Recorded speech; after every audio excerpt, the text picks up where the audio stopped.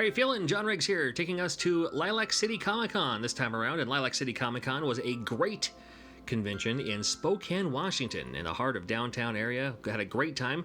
First thing I walked in, I see these lunch pails, these lunch boxes here, and I love seeing these things that you can kind of put on your wall. They pop your bottle top here. Gotta love the Zelda ones, of course.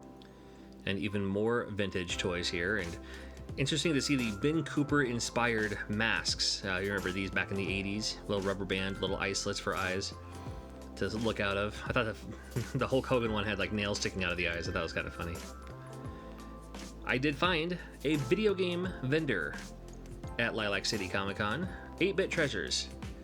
Not necessarily looking for any games this time around, but cool to see what they have. Always curious on how they're priced.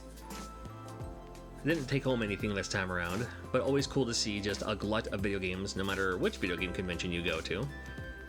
Always got to look through the PlayStation 1 games, see what they have. Look through the old Nintendo and Super Nintendo stuff, because you can, because it's there too.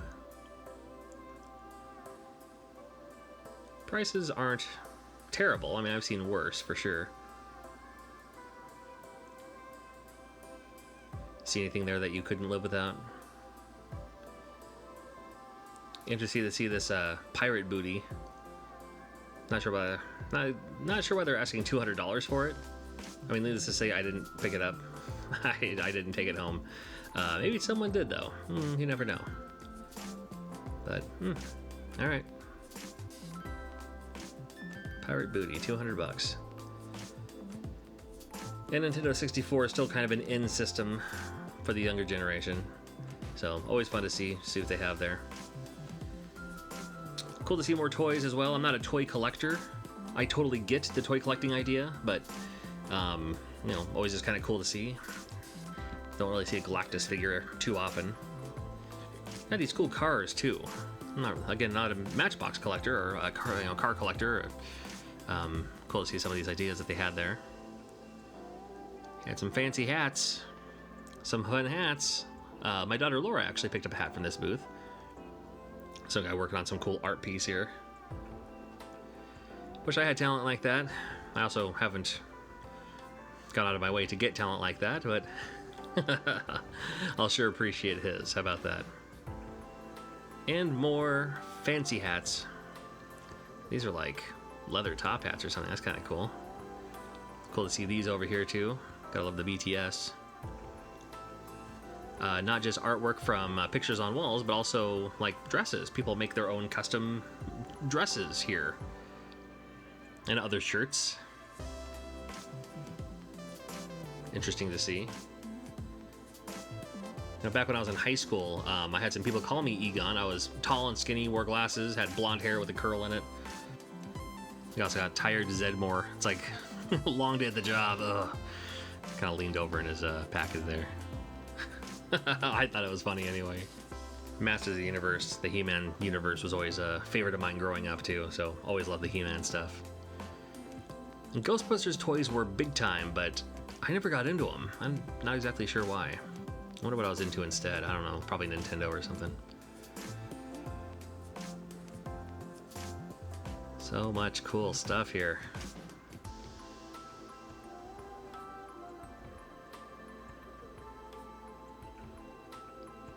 Stuff to see, stuff to do, stuff to interact with. You turn a corner, you see something else super awesome. Never know what you're gonna find at any Comic-Con. It's always fun just to look around, right? These things so fuzzy and plushy and one cuter than the next. My goodness, can barely contain. Spokane Symphony doing cool things. They play music. I mean, of course they do. They're a symphony. But the kind of stuff that I'd be interested in, like Star Wars and Nightmare Before Christmas and stuff. Found some cool rocks. My other daughter, Lily, actually picked up one of these. It's funny, my daughter was like, voodoo! It's like, no, they're not voodoo. But they're kind of cool. It's like you can tell, you know, which characters they are and everything. That's a little fun design there. Oh, and then creepy cat. All right. Of course, couldn't have a Comic-Con without some vintage Star Wars figures. This table had quite a few of them. Not just Star Wars, but other cool stuff like Pee-wee's Playhouse. My goodness. If I was going to buy anything at the convention for toy-wise, may have been that. More cool stuff to see, too. Always a big fan of wrestling, of course, so... Got the Halloween Express. Got Chucky up there, as well as some other maybe familiar faces. I thought this thing was super cool. It was always fun just to see walk by this giant dragon. Blue smoke every once in a while too.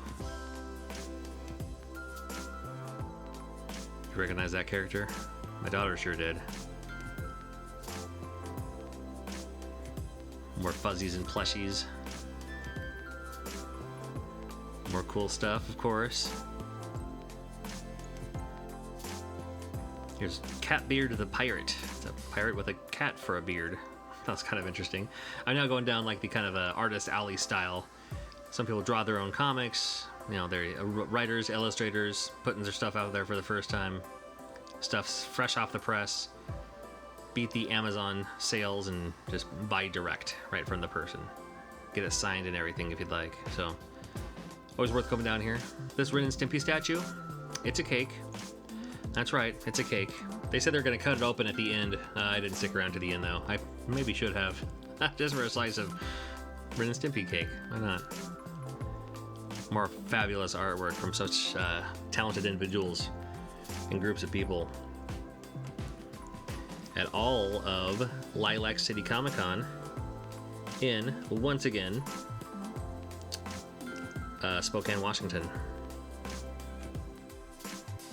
I just thought this was kind of like silly and interesting and still good, right?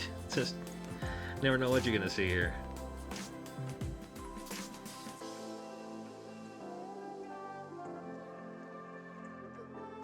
This is pretty cool too. He takes these artificial pumpkins and dremels them and carves them into familiar faces. This is fantastic work, and they're artificial pumpkins, so you can use them, you know, year after year. But naturally, it's a Comic-Con, and it wouldn't be Comic-Con without a little cosplay. And here's me in my awesome Dr. Robotnik costume. But I want to focus on some of the other great costumes that I saw while I was down there. And I didn't get everyone, didn't see everything, but my oh my, was there a lot of great work out there. Custom build, custom made, or even just things that people bought or had lying around and manufactured into something cool. I'm a huge fan of cosplay. You know, some people can pull it off way better than I ever could. No doubt about that. I was really into it like in the late 90s, kind of got out of it for a while. But I figured, you know what? I do enough of these conventions, should probably do something going on, so that's when the Dr. Robotnik idea came to mind. And I got a lot of great compliments on it too, and thank you if you saw me at the show for wanting a picture, wanting a selfie, taking a photo. I just had a wonderful time just being there in general. I mean, sometimes you just kind of show up in cosplay and then you just kind of stand there, you know, almost waiting for someone to come up and say, hey, can I take your picture?